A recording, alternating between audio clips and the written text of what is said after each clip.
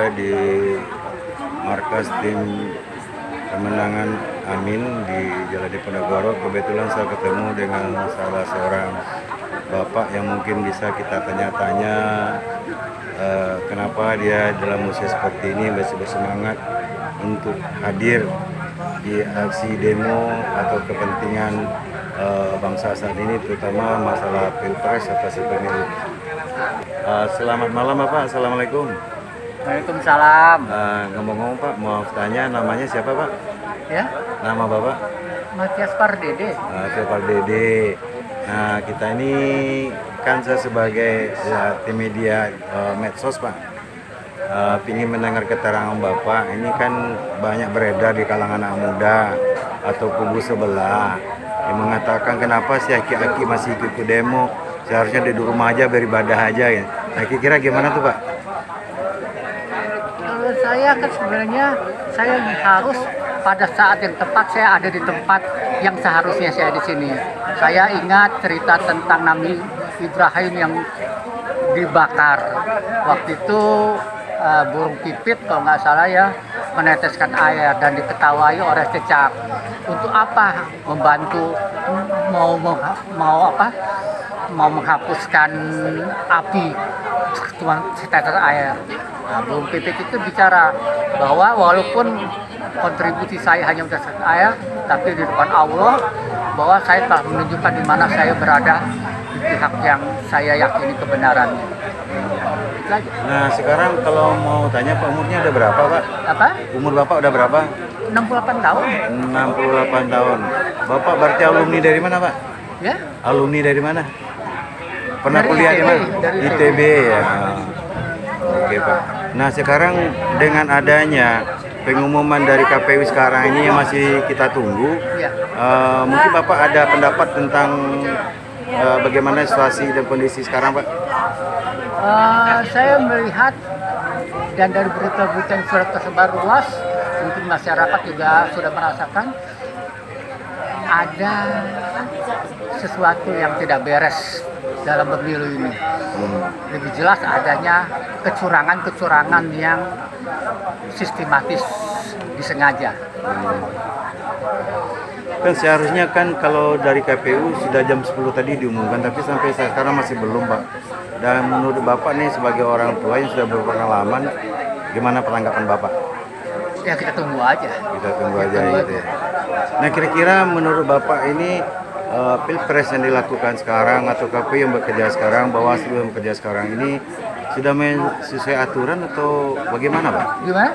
Sudah sesuai aturan atau bagaimana Pak? Atau kurang profesional gitu?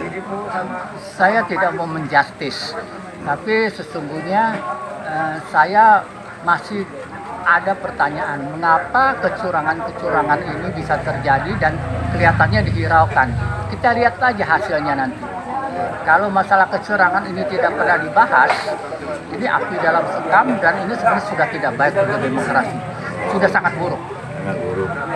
Dan untuk mungkin Bapak sebagai tokoh tua yang saat ini ya kata anak-anak muda, apa yang harus Bapak sampaikan untuk khususnya kaum milenial atau anak muda yang saat ini mungkin mereka masalah mungkin 98 atau kejadian sebelumnya kan banyak tidak paham Pak, belajar sejarah. Kira apa yang bisa Bapak titipkan pesan buat mereka Pak?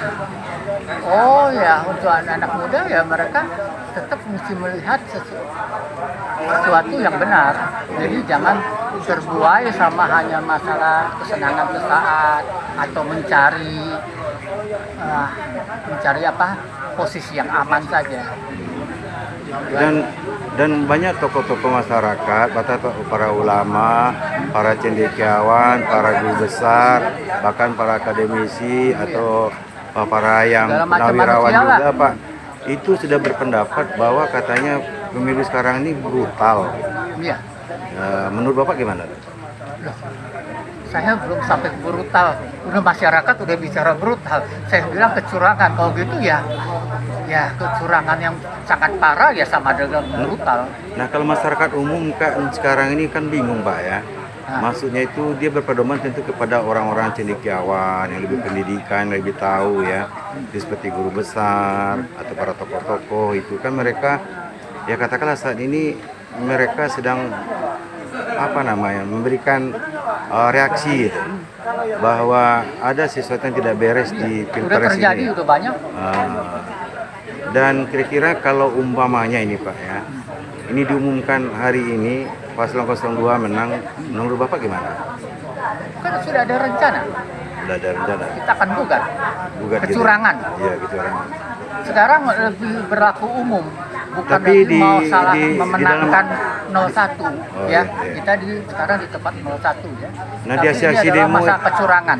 Di aksi demo itu Pak, sekarang lebih tidak fokus kepada paslon 02 Pak, tapi lebih fokus kepada siapa dalangnya gitu. Itu termasuk kan katakan mazulkan Jokowi, Iya, iya, gulingkan Jokowi, Iya. beberapa tokoh juga. Itu menurut Bapak gimana tuh Pak?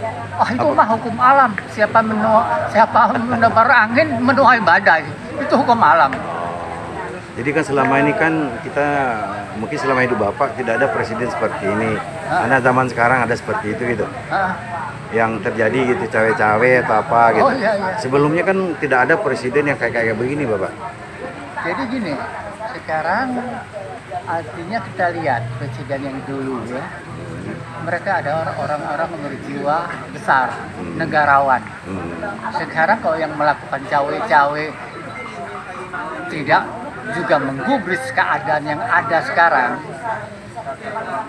Ya, kan tadi saya udah bilang. Rakyat udah bilang ini brutal. Jadi kita mengembalikan mandat kepada kekuasaan kepada rakyat gitu ya Pak. Sekarang kan dia rakyat semua. Oke, sebagai closing Bapak mungkin ada pesan-pesan Bapak di sini Pak untuk terutama kepada anak muda, kepada bangsa dan negara ini yang mungkin bisa mendengar pesan-pesan Bapak apa kira-kira sebagai closingnya? Ya mendingan begini aja, udah jelas lah. Kita melaksanakan amar ma'ruf nahi mungkar. Nahi mungkar yang kita kerjakan sekarang. Oh gitu ya Pak. Nah, amar ma'ruf semua udah tahu. Nahi mungkar yang kita kerjakan. Iya. Oke Bapak, terima kasih. Assalamualaikum warahmatullahi wabarakatuh. Oke. Assalamualaikum.